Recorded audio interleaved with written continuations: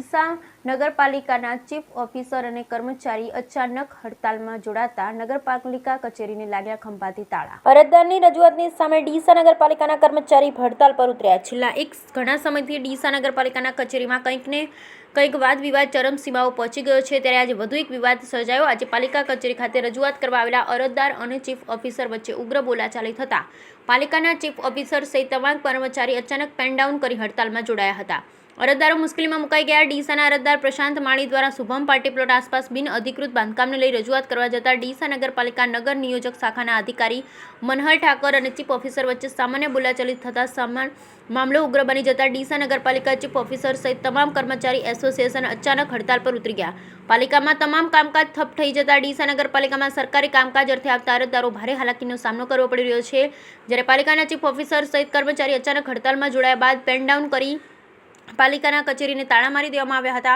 ત્યારે ડીસાના પૂર્વ સદસ્ય અરજદાર પ્રશાંત માળી તરફથી ડીસામાંથી ઠેર ઠેર થઈ રહેલા બિન અધિકૃત અને નગરપાલિકાના મંજૂરી વગર બિલ્ડરો દ્વારા શોપિંગ સેન્ટરો અને દુકાનો બનાવવાની વણઝાર લાગી છે। ત્યારે અરજદાર દ્વારા આજથી 20 દિવસ અગાઉ નગરપાલિકાનું ધ્યાન દોરતા આજ દિન સુધી કામગીરી ન થતાં અરજદારે આજે રૂબરૂ રજૂઆત કરવા જતાં ડીસા નગરપાલિકા નગર નિયોજક શાખાના અધિકારી અને ચીફ ઓફિસર ઉશ્કેરાઈ જતા મામલો બોલચાલી સુધી આવી ગયો અને આ સંદર્ભે ડીસા નગરપાલિકાના ચીફ ઓફિસર અને નગર નિયોજકે નગરપાલિકા કર્મચારીને બોલાવી હડતાલ કરવાનું નક્કી કર્યું। ત્યારબાદ ડીસા નગરપાલિકાના તમામ કર્મચારી પોતાની શાખા છોડી નગરપાલિકા કચેરી નીચે ઉતરી પાલિકા કચેરીને તાળું મારી દેવામાં આવ્યું, જેને લઈ ડીસા શહેરમાં ચકચાર મચી જવા પામી હતી।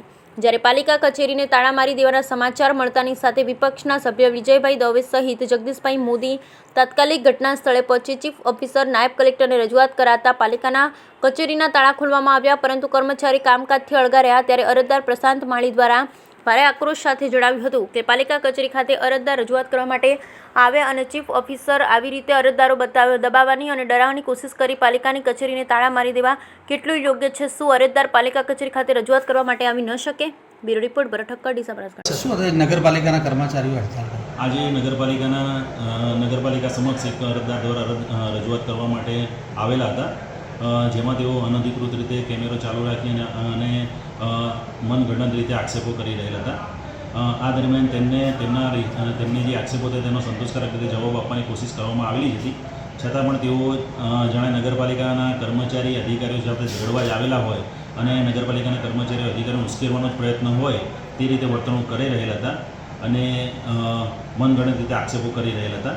અને નગરપાલિકામાં વારંવાર આ પ્રકારની બનાવો હમણાં કેટલાક સમયથી બનવા પામેલી છે, જેના વિરુદ્ધમાં નગરપાલિકાના એસોસિએશન દ્વારા પ્રતિક હડતાલ પાડવાનો નિર્ણય કરવામાં આવેલો છે અને જેથી કરી આવી બીજી બનાવો અટકે નહીં। નગરપાલિકા દ્વારા લોકોની સંતોષકારી માટે પોતાના તમામ પ્રયત્નો કરી અને વહીવટ સુધારણાની કામગીરી કરવામાં આવી જ રહેલ છે, પરંતુ કેટલાક સ્થાપિત હિતો દ્વારા આ કામગીરીમાં વિક્ષેપ પાડવાનો અને પોતાના અંગત હિતોને સાચવવા માટે પ્રયત્ન કરી નગરપાલિકાના કર્મચારીઓ પર બેતુકા આક્ષેપો વારંવાર કરવામાં આવી રહેલા છે, જેને લઈને નગરપાલિકાના કર્મચારીઓનું મોરલ પણ ડાઉન થવા પામેલ છે અને તેને લઈને જ કર્મચારીઓ દ્વારા આજે 1 દિવસની પ્રતિક હડતાલ પાડવામાં આવેલ છે।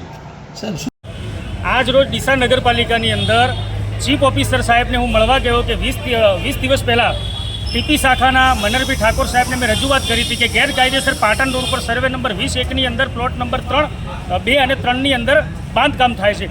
એવી ને એવી મેટર બીજા વ્યક્તિનું કામ થતું નથી અને બીજા બિલ્ડરો જે લોકો ભૂમાફિયા છે, બિલ્ડરો છે, જે લોકો ખોટી રીતે પ્લાન નકશા પાસ કરાવે છે, તો સાહેબ એ કામ અટકવું જોઈએ, એના માટે મેં રજૂઆત કરી।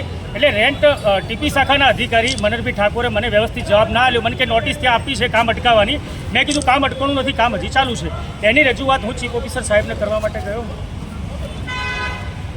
ચીફ ઓફિસર સાહેબને કરવા માટે ગયો ત્યારે ચીફ ઓફિસર સાહેબને મેં કીધું આ ખોટી રીતે એનું કામ ચાલી રહ્યું છે, જેની રજૂઆત 20 દિવસ પહેલાં કરી છે। ચીફ ઓફિસર કે અમે બાંધકામની પરમિશન આપી નથી। મેં કીધું તમે બોલાવો મનહરભાઈને બોલાયા। મનહરભાઈએ કીધું સાહેબ બાંધકામની પરમિશન આપી છે, ડરતા બોલ્યા। એટલે સાહેબ કે તમે કેમ આલી? એટલે મેં સાહેબ તમે અંદર ફોને એકબીજાને ચર્ચા કરીને તમારી મિલી ભગત છે, તમે મિસગાઈડ મત કરો, તમે આ ખોટી રીતે કાયદાનો દુરુપયોગ કરીને છૂટ આપી છે એવી રજૂઆત મેં કરી। તો ચીફ ઓફિસર સાહેબને ન ગમ્યું, દેવાંગભાઈ પટેલને, ગૌરાંગભાઈ પટેલને। કેમ કે બહુ મોટી રકમ લઈ અને મનહરભાઈ ઠાકોર અને ગૌરાંગભાઈ ચીફ ઓફિસર સાહેબે આ કામ કર્યું છે, એટલે એમને ખ્યાલ આવી ગયો કે અમારા હાથમાંથી રકમ નીકળી જશે, એટલે તું તારી મારી સાથે એમને વર્તાવ કર્યો છે। પોતાની ખુરશી ઉપરથી ઉતરી અને એકદમ મને મારવા માટે હુમલો કરે, અટેક કરે તે પ્રમાણે મારી સામે થયા છે, જે મારા વિડીયોમાં આવ્યું છે। સાથી કર્મચારી મિત્રોને પણ ખ્યાલ છે। તો આપ પત્રકાર મિત્રો દ્વારા મારે એટલું કહેવું છે કે નગરપાલિકાની અંદર શું અત્યારે જે ભ્રષ્ટાચાર ચાલી રહ્યું છે તો કોઈ પણ જાગૃત વ્યક્તિ કોઈ પણ રજૂઆત ન કરી શકે. ચીફ ઓફિસર પોતે નાગરિકની વાત સાંભળવા માટે છે, ના કે આ રીતે વર્તન કરવા માટે. એમને જે વર્તન મારી સાથે કર્યું છે, હું તો પોતે સમજુ વ્યક્તિ છું અને કાયદાનો જાણકાર છું. કોઈ કમજોર વ્યક્તિ બીજો હોય તો બાપડો ડરી જાય, મરી જાય ત્યાં એ રીતનો વર્તાવ એમને કર્યો છે.